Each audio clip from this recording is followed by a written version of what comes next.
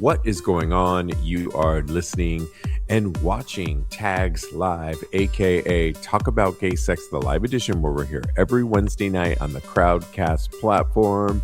I am your host, Steve V. This is episode 729, alongside Cody Maurice Doggett. How the hell you doing, Cody? Hello, darling. I'm doing fabulously. Thank you. Nice. On this chilly Wednesday night. How are you staying warm these days right now? I need a boyfriend is what I need. I need something to cuddle up to. I've messaged that just a couple people, but I've yet to find one. You put it out there? If you don't ask, you don't receive, right? So put it out there. And I just got this guy to keep me warm right now. Captain Kirk. I love it. Yeah, I know. I have like a little... It's so funny because Diego makes fun of me because he's like, "What are you doing naked in the promos to promote this episode?" And I'm like, shirtless. Clothes. You're gonna get sick. And then put on some clothes, he says. And then now I'm like totally like bundled up. Look at that blanket on you. I have a blanket on me. We are like it's blanket season. Diego's making empanadas over there tonight. Yes. We've got all the things going, but and look more at me importantly, looking like a slut in this tank top. I love it. I love heat is on in here though, so we're good to go. Okay, good. Well, I hope you guys are warm, but let's get started. We want to remind you, though, that tomorrow, Thursday, January 22nd, or when this drops, if you're listening to it today, when it drops on Wednesday, Thursday, January 22nd at 9 p.m. Eastern Time, we are live with Cody Maurice's EP release party, and we are going to be sampling all the tracks. We're going to be talking about inspiration, and we're going to have a little kiki party. I'm excited about it. We'll keep you warm with Cody Maurice's Thing of Beauty, brand new EP out, and we want some of you to join us, and it's going to be a lot of fun. I'm excited. Yeah, I can't wait. I'm just going to be able to tell the stories behind all the music. And that was one of my favorite shows on VH1 back in the day, Storytellers and Behind the Music. So, oh, I love that. Yeah, we're going to have our own little kiki. So bring a little cocktail or a beverage of choice and get your blankets. And we will keep you warm listening to some really good music. Thing of Beauty. Oh, thank you. Thursday, January 22nd at 9 p.m. Eastern Time. And the link is in show notes for this episode. It's also on the website currently, tagspodcast.com. If you're a Patreon listener, it's there too. Go to patreon.com/tags podcast. And then we will give our socials at the end of this episode, but it's at Mr. Maurice on Instagram, and it's also at IAM_Steve V. And we will be posting all day Thursday, January 22nd for the listening release party of Cody Maurice.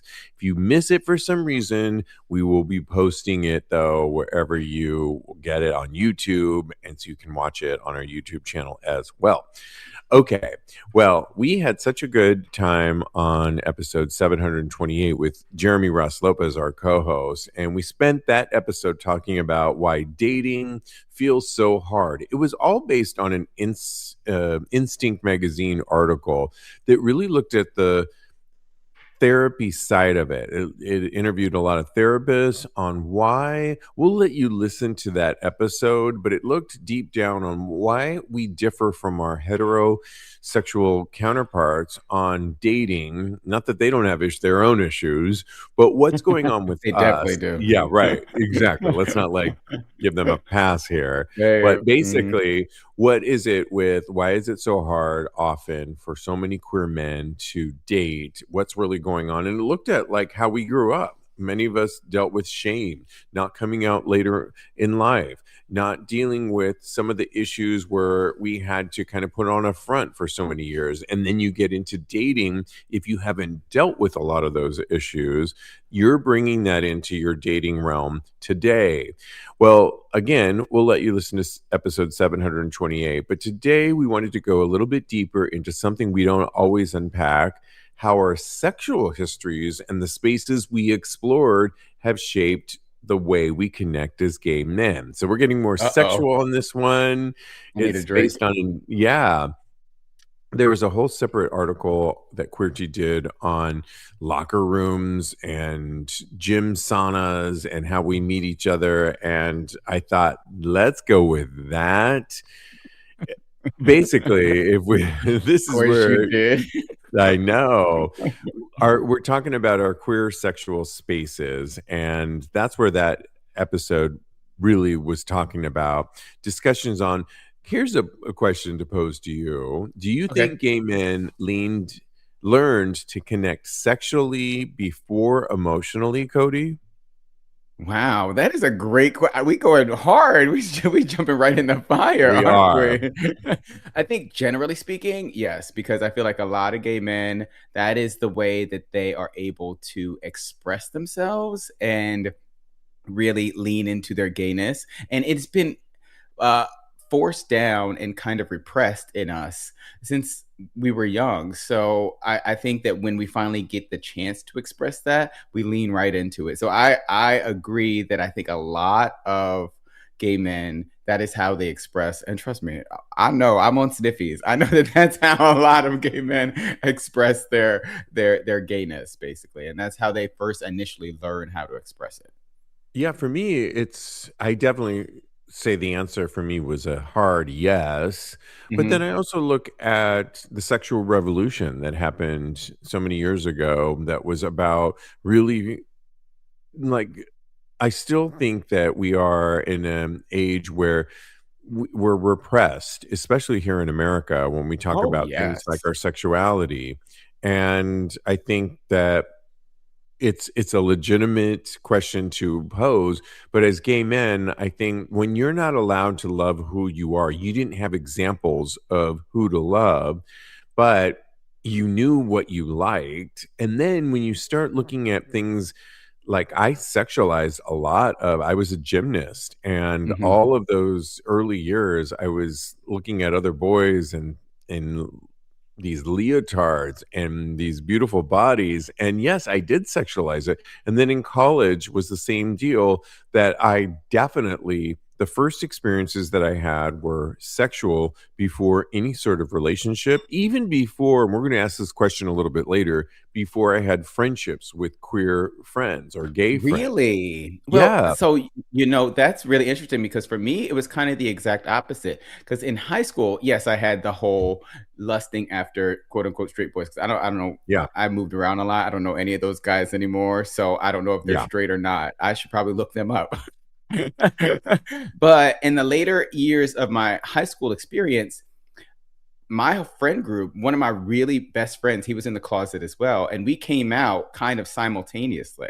It was really strange, and we came out like in our college years after we had graduated high school. But we formed a really close bond in high school that to where like I text him sporadically here and there because that was a million years ago for me. Oh, actually, it Right. was just last week.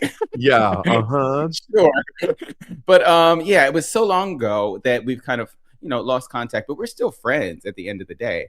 And it was really, really, I really value the fact that I was able to make a gay friend before I was able to have like a boyfriend or a sexual partner, because the sexual partners, and this is something I wanted to ask you. Do when you were younger, and if you played around, because when I was young, I was a hoe too. I played around with Yeah. other little boys. Then does that count as like you leading with your sexuality? Well, here's the thing. If we were to look at it, so I did have a best friend in my adolescent years. And the thing is, I didn't know he was gay. We found each other, I think, instinctually, if you We will, through gravitate towards each gymnastics. other. Yeah, we gravitated towards each other. And we, to this day, now we message each other on social media. And it's really lovely to kind of revisit him. Shout out to Jamie, my friend Jamie from back in the day. You know what? And, My but friend's name we, is Steve. There it oh, is. yes. If you could put Go your ahead. mic up just a little bit more, because You I'm, good? yeah. Right here. Good. Yeah, I think that's better. I Cool. think that, so yes, I did have gay friends before. Well, we played around. I'll never forget. There was, because we were adolescents, we were going through puberty, and I remember like rolling around together in the dark, and we were pretending as if we were like straight people that we saw in Dynasty and having like a hot heated moment. Wait, And we were all, this yeah, is we the were gayest like, thing I've ever heard. totally.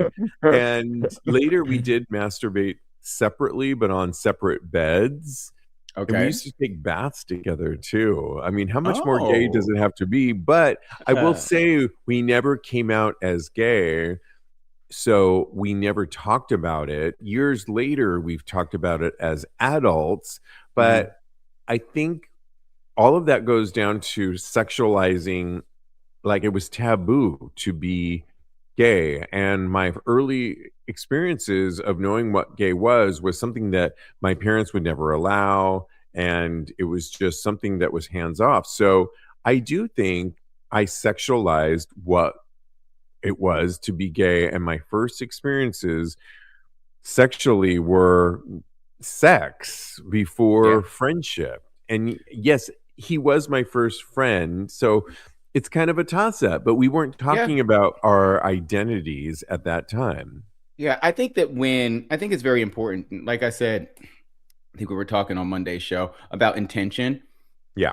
That was just adolescence, I feel like. So I feel like it does not count because we didn't have the intention of being sexual. We just were exploring, I feel like as you get older, you know more of what it is that you're actually doing. So I think that the intention is there. So I would say that it's later, but I mean, you guys weigh in. Let us know what you think about how you feel about this. Do you think it Well, starts?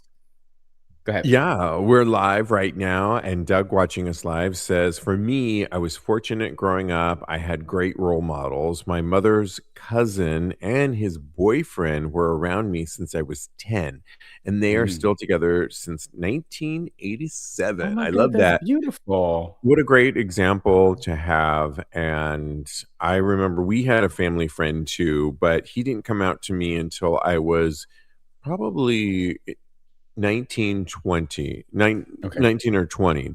And later I came out to him first, and then my sister.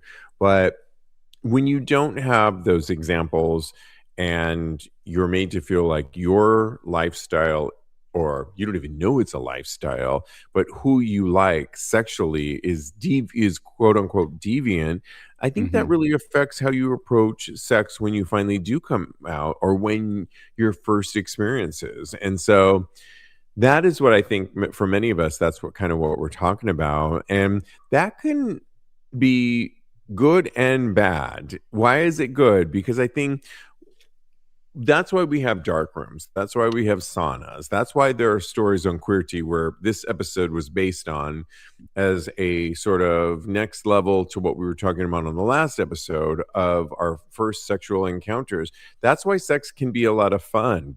All those experiences, like what's your favorite sauna stories? And that I think maybe a lot of our straight counterparts wish they had. At least I Yeah. know straight men wish they had, but I'm Some straight sure. women too. Yeah. I'm sure. Um, I mean, how much of queer culture was built around finding each other in hidden ways? And I mean, I think that's a legitimate question to ask. What do you say to that? I totally agree. I think that part of the whole mystery of it, yes, it sucks. It like having Yeah. to hide yourself and sneak around to do these things and feel like you're not able to do things in the light, kind of, sort of. That is its own type of burden that you have to deal with. But there is something to be said for being like sneaking around a little bit. It's exciting, really. So there's a certain mystery to it. So I definitely can see how it can be enticing. I prefer, honestly, just being Yeah. out and loud and proud. But a little sauna time, I'm not opposed to it. I mean, I haven't done it in a million years. I feel like I haven't done like any sauna things, and Me I either. I love I my mean, a gym dark membership too room at the much. Eagle, New York Eagle, for sure, but the Yeah, like, but that's different because it's like a socially accepted thing. I feel like maybe it's not legal. I don't think it's legal, but I feel like when you go there, then the group consensus at this that is that this thing is going to be going down. So Yeah. So if we talk about our sexual past, and if we are in somewhat of agreement that a lot of our early experiences were sexualized before we had, you did tell your story though. You did have a gay friend, and that's really awesome. But when But I was younger, I played around with other boys. I experimented with them, and yeah, I think that growing up in adolescence. So yeah, I hear what you're saying. I'm on that page a little bit. yeah, and I think our culture in many ways, and for a hot and beautiful way, embraced sexuality in a lot of ways. And we had things like Tom of Finland to look up to, and we had things like play spaces and dark rooms and saunas. I mean, my first experiences going to a sauna was I felt a little deviant, but I also felt like this is so hot at the same time. Hmm. Cruising was really fun back in those days when I thought of going to cinemas. Remember theaters that I were used to eat played the cinemas only up, girl. porn? The Nob Hill Cinema in San Francisco was one of my early amazing stories where I had a truck. I was at UC Berkeley, and I drove my Toyota pickup truck to the Nob Hill Cinema in Nob Hill. Hmm. I parked it when parking was cheaper back then, and there was a porn star by the name of Chris Stone who was performing that night, and I didn't know who he was, but he was so hot. He was from Costa Rica, and he Oh, was putting on a show. That's when they used to show porn movies on the huge screen, and I got enough gumption to get in there and sit there, and he did his show, and people were like jacking off and coming as he was performing in oh, between films. And then afterwards you could go backstage and meet him. He was in this cylinder, a plexiglass cylinder, where there was a hand glove that you could put your hand through him, because it was still the 90s, so I think people were still a little afraid of HIV and catching it. yeah. And but I remember going back there and putting my hand through the glove to touch him, and then Hmm. he indicated that they aren't allowed to meet up with patrons, but to meet him in the alleyway after his performances were done, in which he took me to the Safeway. I've told the story before. He took me to the Safeway Hmm. in Castro, where we bought Trojan condoms, went back to his hotel where they were putting him up by the Nob Hill Cinema. So we went all the way over to the Castro, came all the way back to Nob Hill Cinema in my pickup truck with those condoms. And he was my first topping experience. And Wow. I mean, it was really amazing. I think the first time I ever told the story was on this show, and we've been going Yeah. for 8 years, but I didn't tell anybody for so long. And that's the secret side of how we What? hold on to these things. I mean, who am I going to tell? It wasn't Me. like Thanksgiving dinner conversation, and I didn't know you then. And Yes, true. you know what I mean? And so I wasn't even comfortable telling my sister at the time. I think Yeah, I've told her since then, but I'm yeah, pretty sure. I think we've I think I told compartmentalized. her. No. Maybe you did. We've compartmentalized for many of us sex and how we approach sex. And in some ways, it's super hot, but I'm now able to unpack a lot of this and deal with it, and now think of it as just hot. But Yeah. that's our reality. Totally, totally. Yeah, I think that being able to share these stories is a form of power. Like I was saying before, I think that when having to hide and not really being able to share who we fully are as people, as human beings, because sexuality is a huge part of being a human being. Yeah. It really hinders us and it holds us back. So I love that you're able to share this. I'm going to share mine right now. As Yes. far as what my hottest sauna story is, Ooh, well, yes. well, Please. I used to go to the Sansom Street Cinema and in Philadelphia all the time. We used to call it gay church. I used to go and get worshipped. I love it. Did you wear your Sunday um, best or Sunday birthday suit? yeah, I came out wearing my Sunday best. Okay. Okay. Yeah, I got the best blowjob I ever received in my entire life. Well, I have another Sunday one that's like service. It's called that Sunday is service for a close tie. reason. Get down Uh, on your knees. You need to be singing so like a prayer. hello, when you call my name. And yeah, it was just I just went in. I was extremely nervous because it was my first time going, and they had these little booths in there, and you would just go in, pop in a quarter or whatever, and you would just watch porn, and somebody would come knocking on the door or open the door and see who was in there, and you would be stroking it out. Oh my gosh, I can't believe I said that on here. And then this beautiful young Asian man, he came in, he got on his knees, and he just went to town on me, and it was fantastic. I had never had a blowjob like that. I think I was like 21 or 22, and I had dated a couple guys before, but I had never experienced anything like that before. So it was really, really fantastic. I Kudos to him. Thank you, sir. mean, yeah, we could quote Like a Virgin. We could quote all these songs. You feel brand new. I love it. Yes. I mean, these are hot stories, but do you see how it was secret sex for so many of us and how Oh yeah, growing up? Yeah. I don't think I've even told that on this show. I think that this is my Yeah. very first time saying that. So yeah, it's strange. I've told this story before. I was in New York Sports Club before, and I would all I was notorious for going in the sauna there. And I think I had just played around with one guy in the sauna, and we went to go take showers, and he kept his shower curtain open a little bit, and I kept Oh, mine open a yes. little bit, and it was like cat corner, so they were like facing each other, but in like on the corner, so nobody else could see, and we just jacked off, and we didn't come. We connected afterwards, and we went back to his house and had the wildest, best sex ever. So that was pretty hot too. So I used to love being in the sauna. Me as well. Here's some questions we can both ask ourselves. We can Oh, both pose to ourselves, our former selves, and uh-huh. you all listening to us right now. What were we seeking at that time in those early days? Was it things like validation, belonging, exploration, escape? Because I do think it's so unique to our community that so many of us, that's how we first explored our sexuality of being Hmm. gay was through sex. Not all of us, but Yeah.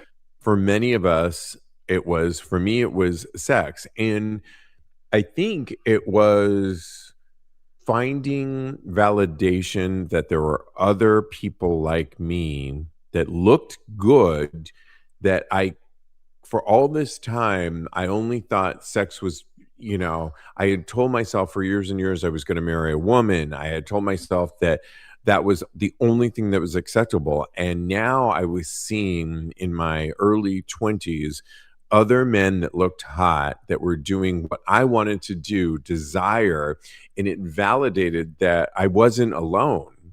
And so Hmm. that's really what gave me validation, I think, was what Okay. I was thinking, that I could experience this. And Lincoln can, our co-host Lincoln can probably agree with me, was at a time when AIDS was at its highest. And yet Hmm. I still, you know, identity will always come forth in some way, shape, or form. And at least it did for myself. And it was validation that this was, it not only felt right, but it was like down a path I wanted to go. And it's just interesting when you look at it that way. Yeah.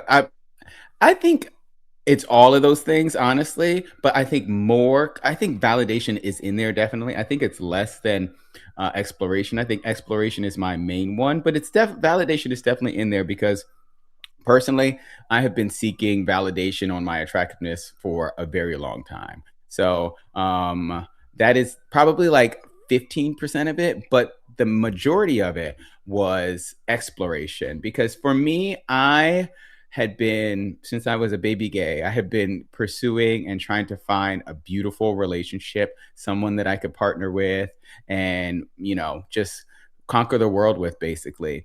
And I did have a boyfriend when I was around 26, 27, before I moved here to New York City, and we had a great relationship. We did explore a little bit sexually. We played with anal beads, a lot of different Oh, things. I know, right? He opened my eyes to a lot of different things. But one good. thing I had never experienced was like riskier sex.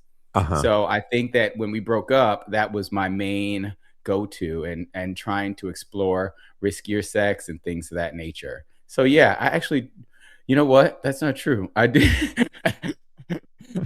I Okay, explored edit. your sex when I was 21, and then you know what? I was just in it to explore sex and see who and what I could have sex with. So I think that that was my main goal. Yeah, my timeline got all messed up. That's what happens when you get old, baby. But I think that's the beauty of looking at our gayness. And when you didn't have a lot of examples to look up to when we were younger, we made it up as we went along. And we were in a culture that was so suppressed for so many years that sex, and then you factor in that gay men, it's two men.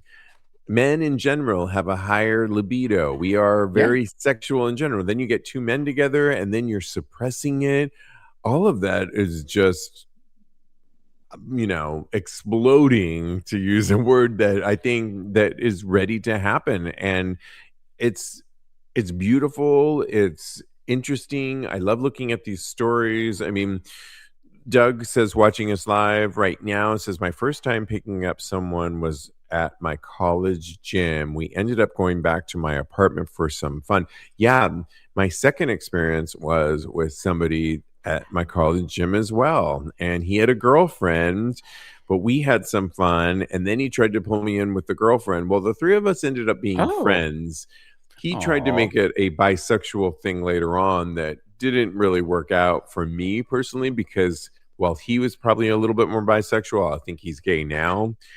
I Okay. was definitely more on the gay side, but he definitely tried, and it started in the college gym. And that's why, Got to ask for what you want. you got to think about songs like Physical, Olivia Newton-John in the 80s, which so was steamy, hot gay men in that video. Remember that They were video? I gay. mean, come on.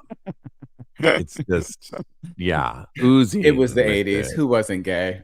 I mean, come on. Yeah. Yes. And so how meetups differ from anonymous hookups, the shift from being desired, being known. We can talk about sex as expression versus sex as regulation, all kinds of things. But I mean, if we had to bring it back to how has your past and how you approach sex changed who you are today, Cody? It has made me want to explore more, I feel like. I think that Mm. naturally I'm an explorative person, and I think that all of my experiences have made me crave new and different experiences. Just the other day, I met up with a guy, and for the very first time, I fisted someone. Oh, wow. I love that. Yeah. So, and I had been wanting to do something like that for a very long time. And I kind of have still like a little bucket list of things that I want to try and do. So, there's still things left to do out there in the world. So, I think that is like my main focus as far as sex is concerned. How about you? Yeah, I mean, now in a relationship, I came full circle and now I'm in a really beautiful, loving relationship. And so you know, we come around back to sex in different ways. We've played with other people. We find our own moments together that are intimate and beautiful.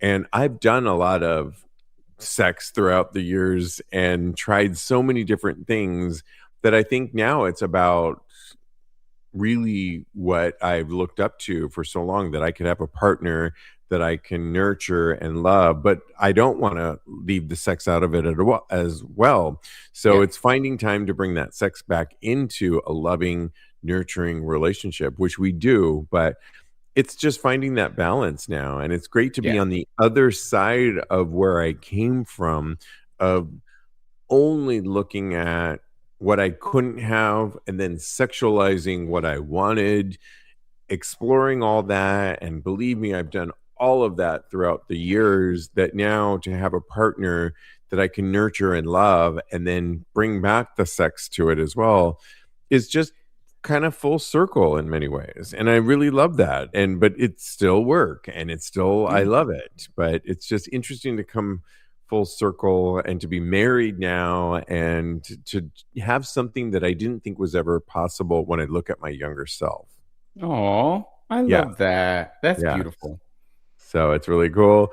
Okay, keep this conversation going because I think both of these episodes where we look at why is dating so hard, looking at our past and how we grew up, and then taking sex on is sex something that we have always put forefront to us as gay men. Do you have a poll question that I you have do. put forth on this Yes, I particular do. episode? Let me pull my poll out. So the Pull poll your today. poll out. What was your first form of connection as a gay man? And our two options are friendship and sexual. If you guys want us to add anything in there, just put it in the chat and let us know what you're thinking. But yeah, that's Okay. the question for the day. Mine is sexual. I just voted. We'll keep the voting going on our tags Patreon community, but vote tonight and go to patreon.com/tags podcast, where we will continue the voting and the conversation because we want to hear from you. Because I do think both of these from both episodes, episodes 728 and 729, they both are relating. And let's keep it going. You guys are voting right now. A lot of what we're talking about today comes down to this. We were taught how to desire before we were taught how to connect. Connect and Confidence, my new app, was created for queer people who want to explore their sexuality with more awareness, intention, and emotional safety. Inside the app, you'll find guided audio, reflection tools, and daily practices to help you understand your patterns, build confidence, and create connections that actually feel aligned. Because sex can be fun, but real connection is what changes your life. Learn more at studio.com.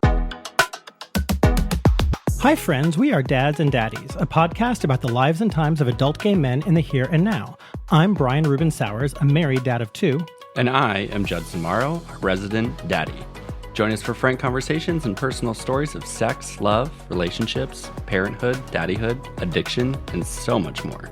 Find us on Instagram at Dads and Daddies Pod and listen to new episodes every Tuesday on all major platforms.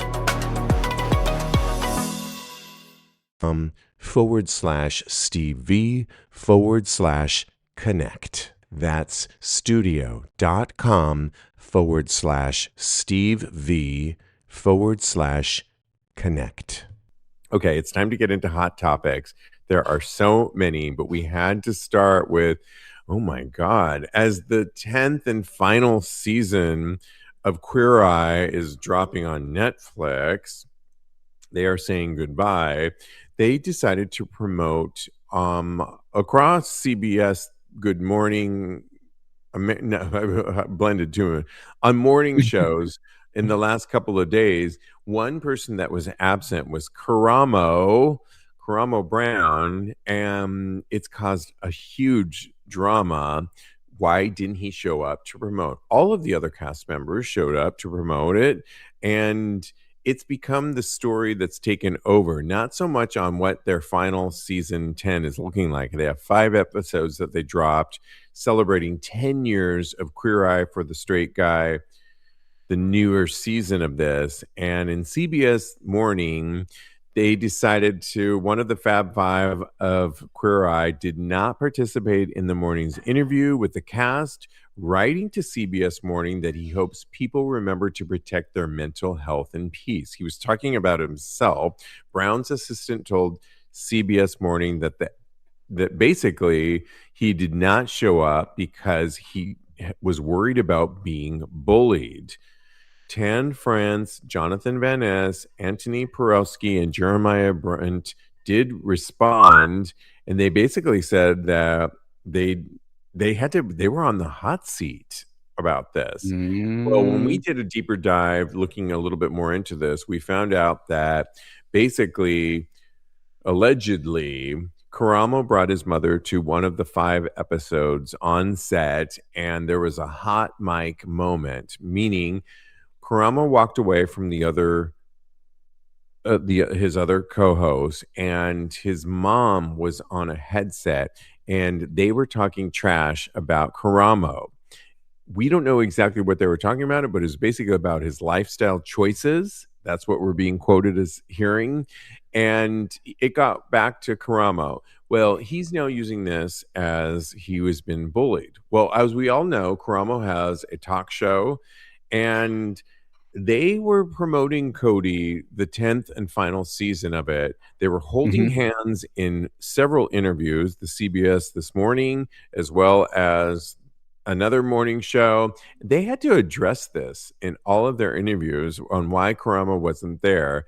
And it's taken over the internet as more so than their 10th and final season. What do you say to this? And do they look like the Mean Girls? Of course, they look like Mean Girls. This is wild. I'm here for this juice and this gossip. I want to know more. I want to know what they said over the mics. Yeah. I am on Karamo's side because you know what? This is not the first instance of this group of girls bullying somebody. Allegedly, they bullied Bobby Burke off of the Queer Eye too. So I think that there's a history of violence on this show. And I think that Karamo has, he's out here. Also, he probably is using this to promote his show, which I think is brilliant. I agree. Yeah.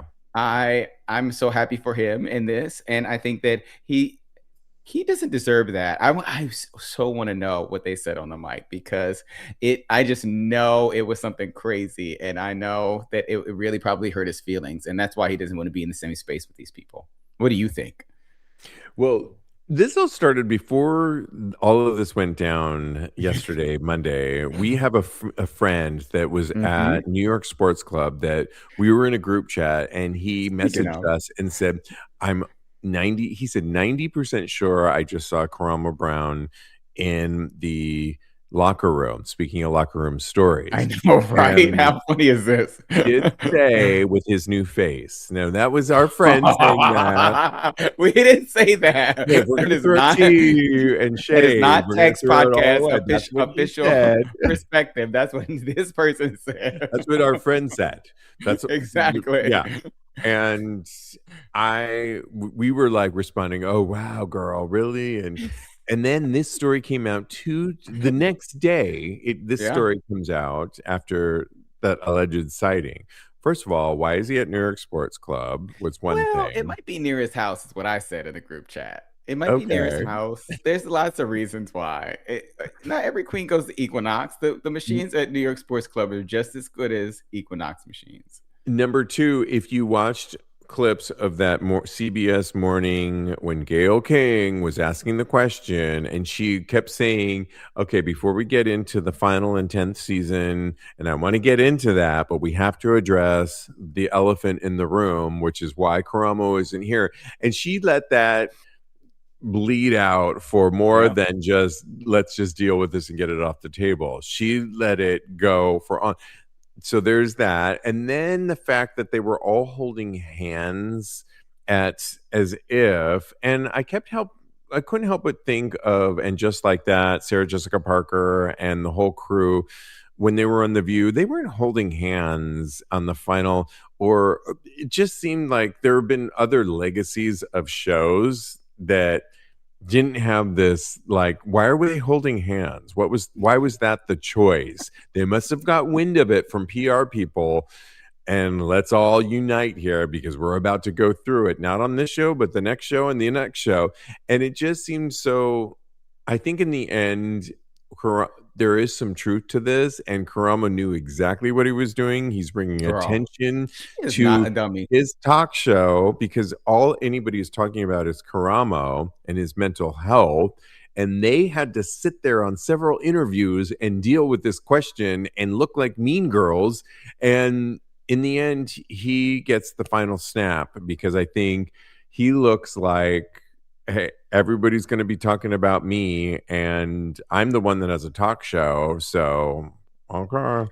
So I think it was a brilliant move. And I do think that they probably did talk about him, but I know they did. I know that they talked about it in this way. It was super calculated on his part.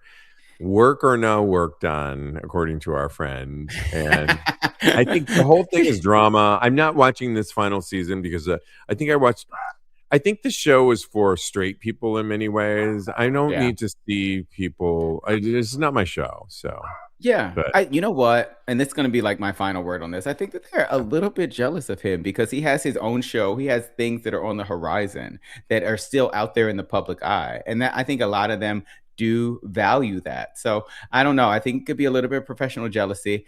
And personally, I don't, this is unsubstantiated and this is just a guess for me. I think that like they were probably talking about him and that whole breakup with the husband last year and questioning that. That is just my personal like guess on it. That's not, I don't know anything. for I me, it's a did do little sad research.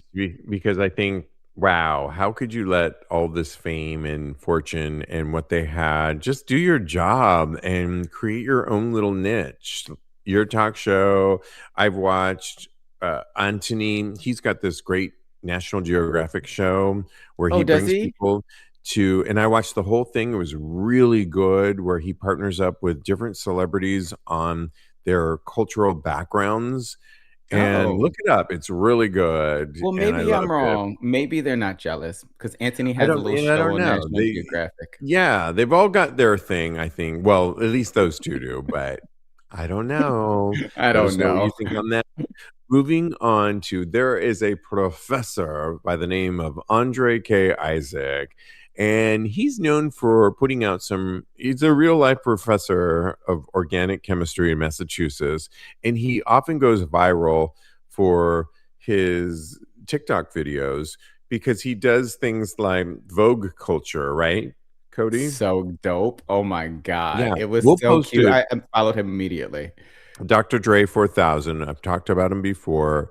He has gone viral several times with videos that feature him and his students having fun in their lab. And I love it. He's Black, and I like that he's a scientist and really bringing science and making it fun. If people had made science fun for me back in the day, I probably would have considered it, Cody, but And I a don't know. scientist? Oh my God. Well, Scientist maybe. Steve? Yeah, who I knows? love Well, it's too late that. now. I can only talk about it. It's In never his too late It's never to too love late. science, Steve. Yeah, it's a science in the bedroom, believe me. Mixing up the lube and the poppers. Well, he's talking about poppers because Dr. Isaac says it's time to talk about poppers. He says he wants to do so more harm reduction Mhm. about poppers. Many people use the recreational drug poppers without ever questioning what's inside these little bottles.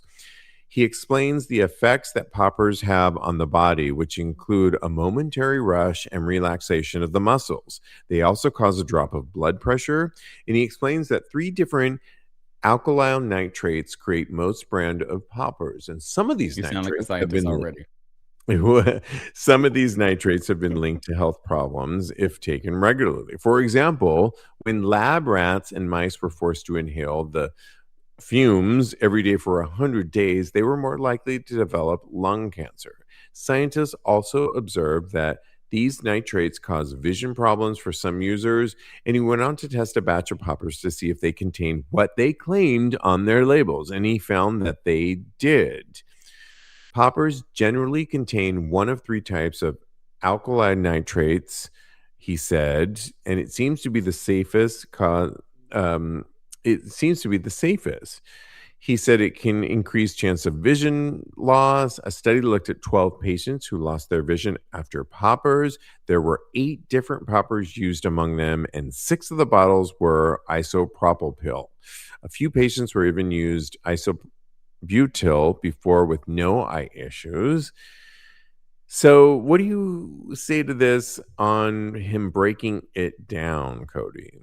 I love that. And I love your description. I felt like I was on Star Trek. That was amazing. That was tough. Yeah.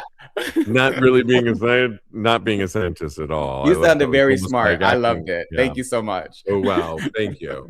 I can speak Yeah. language, but when it gets a little like, yeah, this. Those actors on Star Trek, they be going through it. I know it. Anyways. Oh God.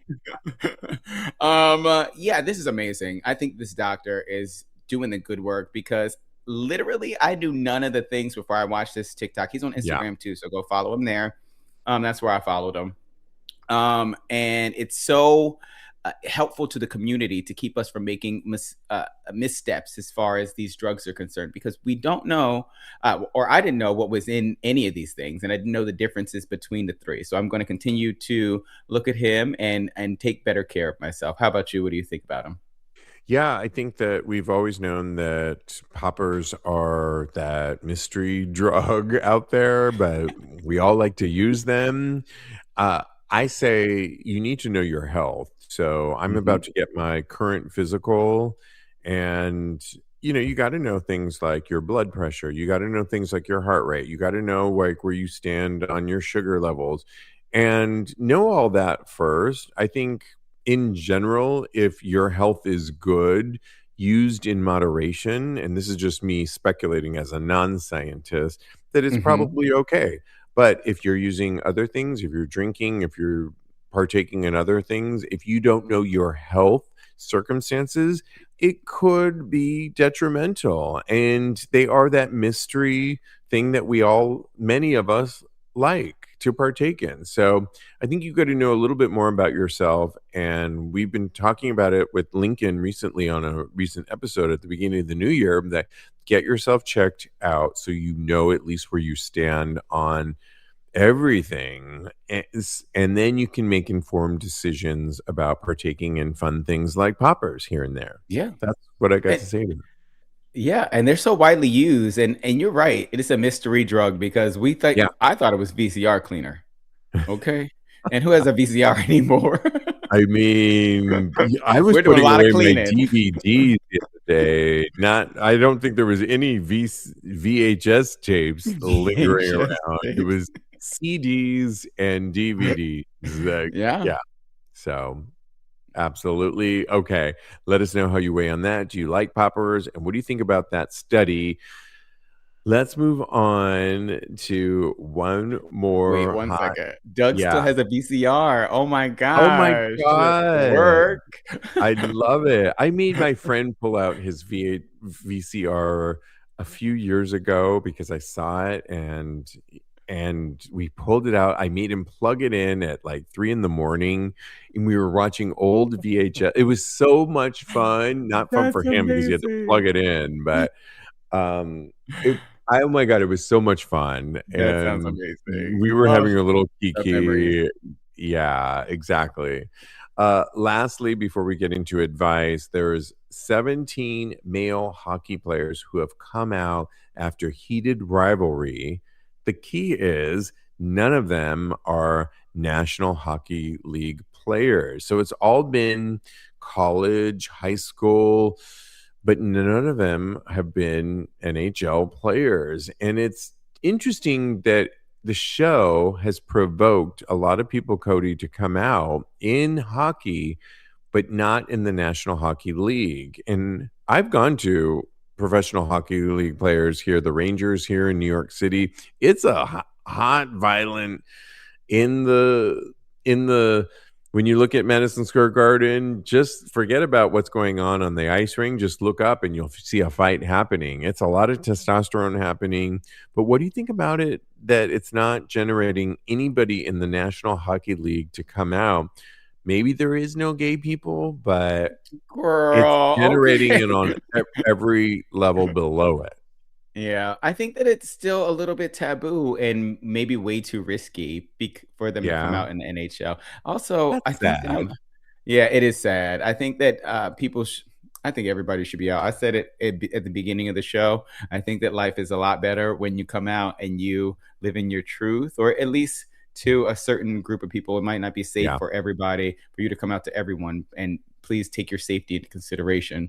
But I do think that when you live in your truth, you live a lot freer. So I wish more people would come out in the NHL because I know they're there. Actually, I'm about to go to Madison Square. No, I'm not doing that. I'm not going to a cold ass hockey rink. I'm done. I don't even like the cold right now. So I scratched that plan. Sorry. I can't believe you went to a hockey game too. I'm learning so much about you. Yeah, I went to for a while. I had friends that would get tickets because they worked for a huge bank, and they asked me. And coming from the West Coast, I knew nothing about hockey, and I said, "Absolutely, take me to this," because I wanted to You're so immerse adventurous. myself in New York culture here, and I had so much fun. It's Good. really exciting. Yeah.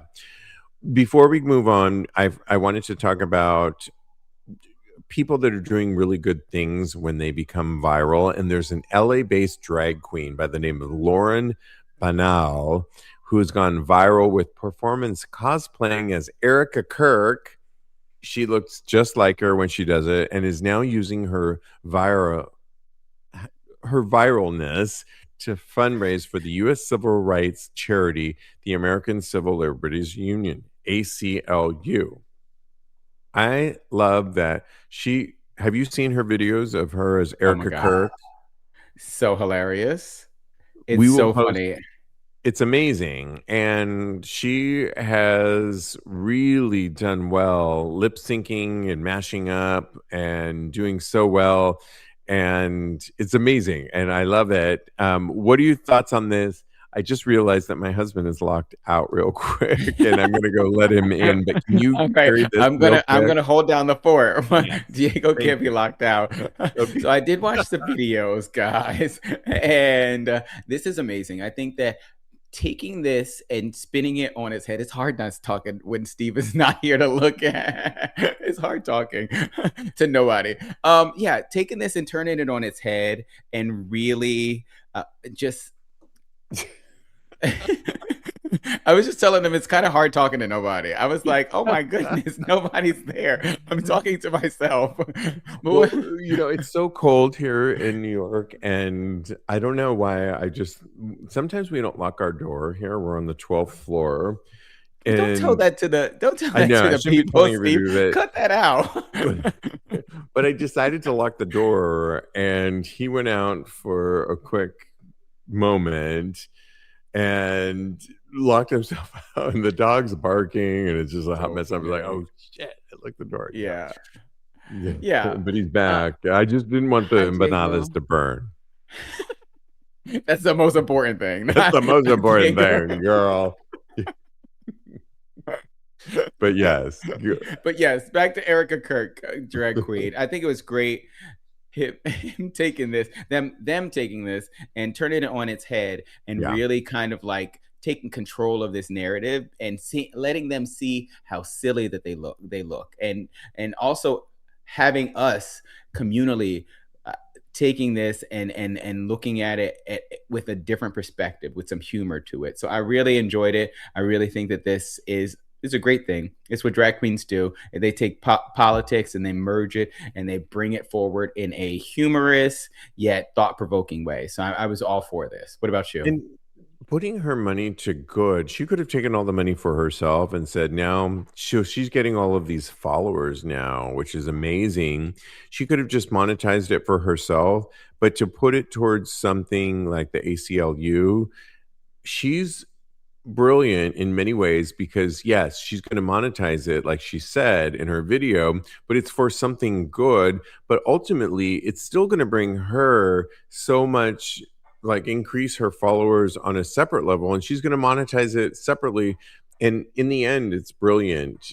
But if she had just monetized it for herself, I think it would have been one thing. But I like that she's doing it towards good, but it's ultimately going to benefit her as well.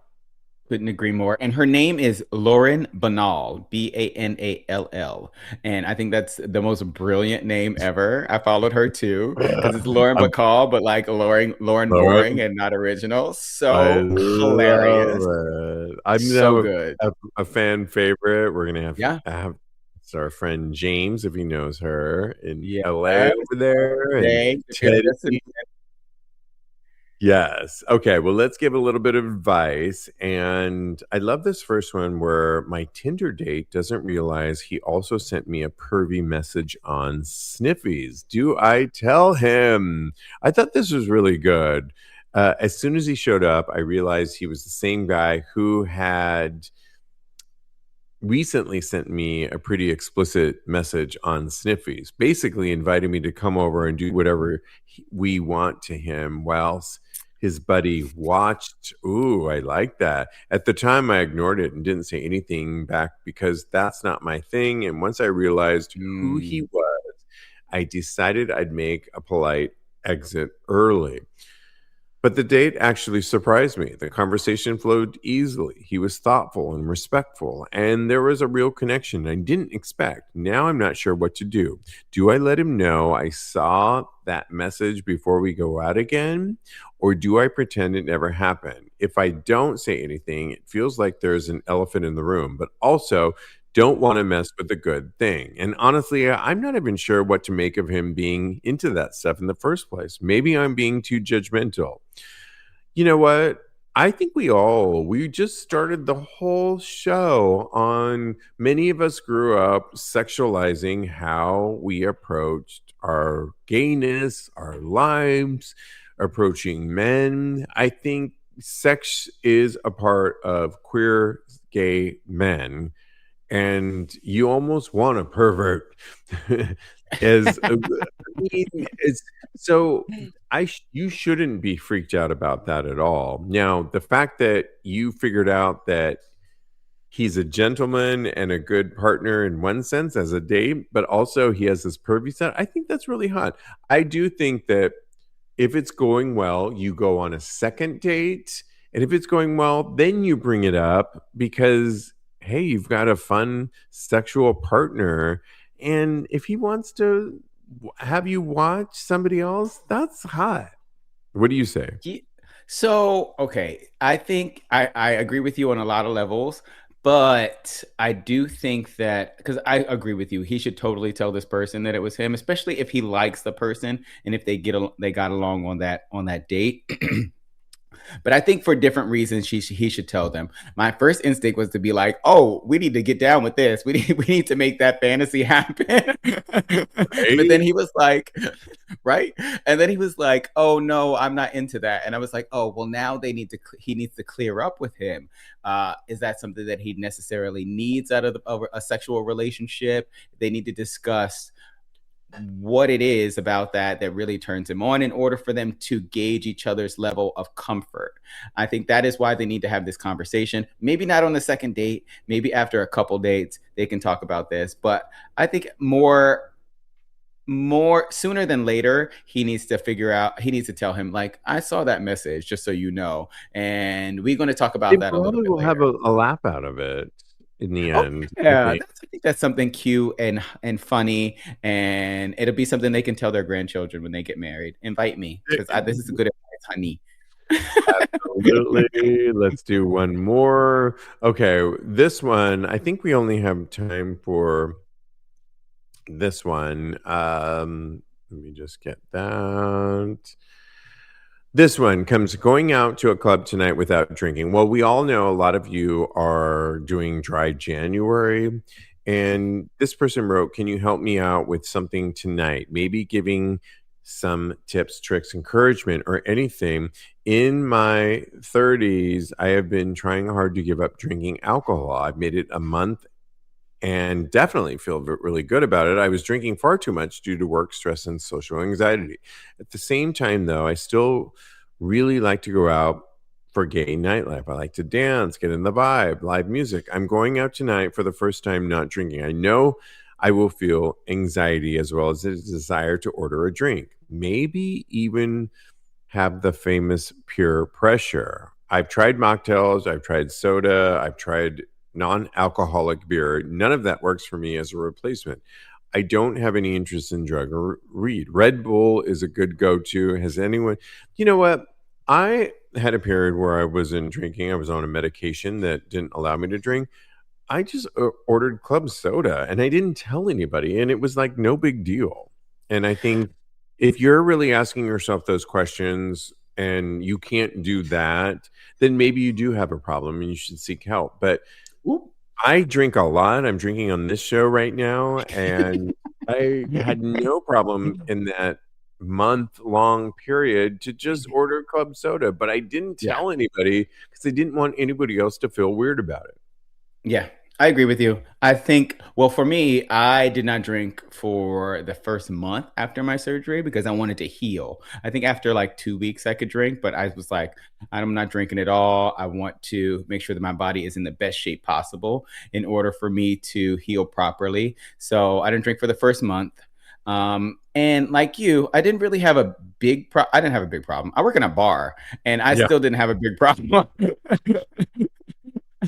My advice to this person is because it sounds like he's kind of chasing the high from the alcohol and not necessarily the replacement. Yeah, so I agree with you. I think they need to do some therapy work or go to some kind of something because it sounds like he can't have fun without alcohol in his system, and that's a little concerning for me. Yeah, so I think that if anybody else is looking to do this, if you're sober, there are a lot of non-alcoholic liquor replacements out there. Yeah. I forget what it's called, but it's really good. A friend of mine is doing dry January if we do a shot after work because we don't drink on the job. In case my boss is listening. Oh my gosh, wrap it up because we got to go. Oh yes, that's right. Sorry, I didn't even see. Yeah, he just drinks a shot of that. So done and done. Join us tonight, if you're listening to this, Thursday, January 22nd, for Cody Maurice's brand new EP release at 9 p.m. Eastern Time. Go to tagspodcast.com to get the link. Go to our Tags Patreon community. Go to patreon.com/Tags Podcast. We are going to be listening to all his new music and talking about the inspiration behind it. It's going to be a lot of fun. Very MTV. Follow him on Instagram and Blue Sky at Mr. Maurice. Follow me on the gram. I am _Steve V.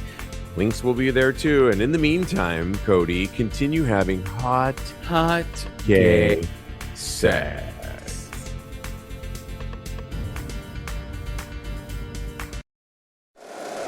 If you like the show, please take a moment to rate, review, and subscribe. It really does help the show to grow. Thank you for listening.